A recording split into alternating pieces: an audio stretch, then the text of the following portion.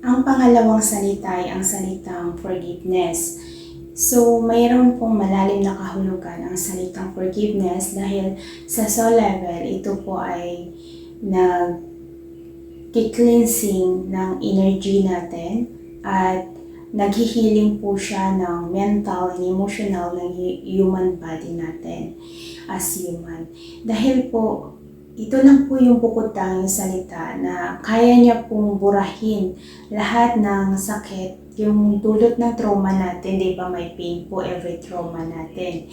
So kapag nagpapatawad po tayo, ito po yung tagabura ng pain natin, ng sakit na nadarama natin. Ito yung tagahilom ng sugat natin sa soul level natin, yung salitang forgiveness. Dahil po ang salitang forgiveness ay lahat po kasi nung galit ng tao, hatred, lahat po yun ay kaya niya kapag ginamitan mo siya ng forgiveness, lahat yun ay nahihilom at nabubura ang sakit kung bakit na purify niya ito into a pure love. Kaya bago man po maka-enter kasi ang isang individual na tao into a kingdom of heaven, kailangan po may pure love ka, in pure soul ka. Yun po yung proseso sa isang individual na tao bago ka maka-enter into a kingdom of heaven. So, ang salitang forgiveness, ito po ay nagre-represent sa pangalan ni Jesus Christ. So, in a 3D mind consciousness, iba-iba po yung religious belief natin at iba-iba po yung mga goddess na kinilala natin. Lahat po sila naging tao dati at nagkaroon po sila ng achievement kung bakit natin sila kinilala na goddess individually.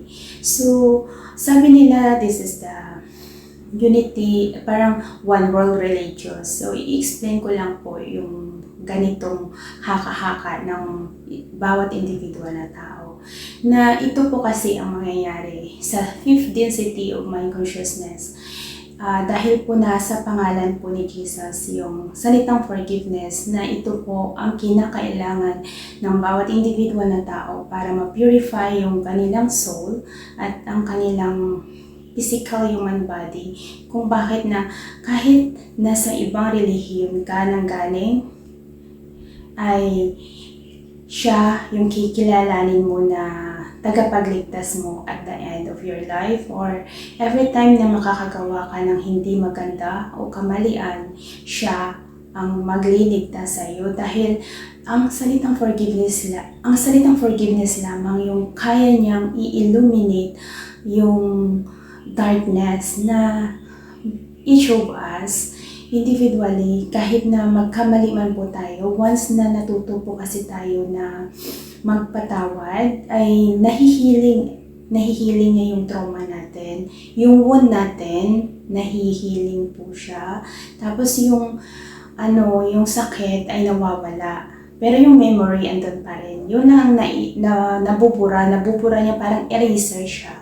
Mahihambing mo siya sa eraser kasi nabubura niya yung pain, at saka nahihiling niya yung mga wound natin.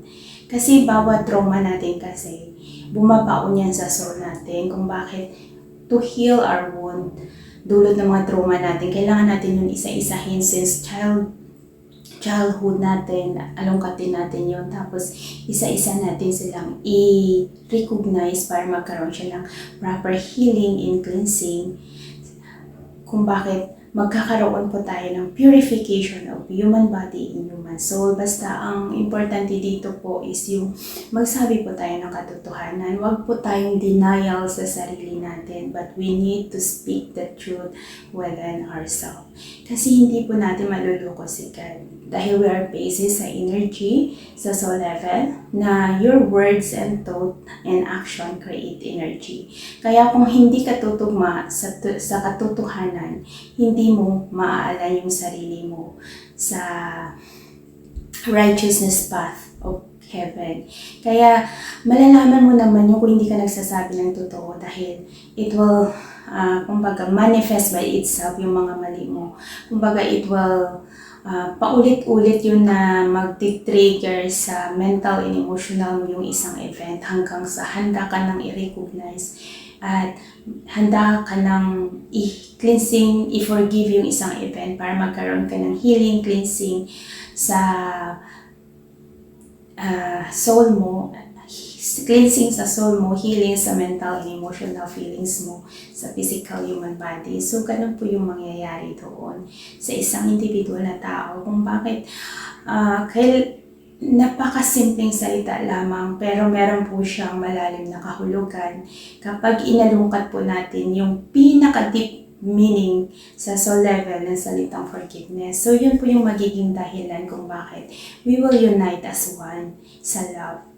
Kung bakit each of us individually, kailangan po natin matutunan yung salitang forgiveness. Kailangan natin matutunan individually magpatawad kung gusto po natin maka-enter into a kingdom of heaven. Dahil only the word forgiveness ang kaya niya i-cleansing and healing yung soul natin at i-healing yung mental and emotional na feelings natin dulot ng mga trauma natin. So, wala na pong ibang option dyan. Yun po, kung bakit yun yung sagot sa sinasabi na nila na one world religious pa yung sinasabi nila. Pero yun po yung magiging sagot. Kasi kahit na nanggaling ka sa ibang religious belief, iba-iba man yung paniniwala mo, siya pa din yung kilalanin mo. The reason why we will unite as one. In the name of love, sa love tayo mag-unite individually. But kung ano man po na-achieve ng mga individual goddess in their sa nung panahon nila, kailangan na natin po yun irespeto. Dahil karapatan po nila yun. Dahil sa achievement nila, kailangan po natin yun, parang i-appreciate natin kung ano yung na-achieve nila. So, ito lang po yung sinasagot ka lang yung kung bakit tayo mag-unite as one. At bakit natin kilalanin siya as our Savior. At the end, kahit na magkaiba-iba yung religious belief natin, iba-iba yung goddess natin, bakit kailangan natin siyang kilalanin na Savior natin. Dahil po, yan yung sagot. Siya ang healing and cleansing sa soul natin and sa mental and emotional ng tao. At saka siya po ang magliligtas sa lahat. Walang ibang paraan po. Kaya yun ang kahulugan ng salitang forgiveness na each of us, we need to accept the truth.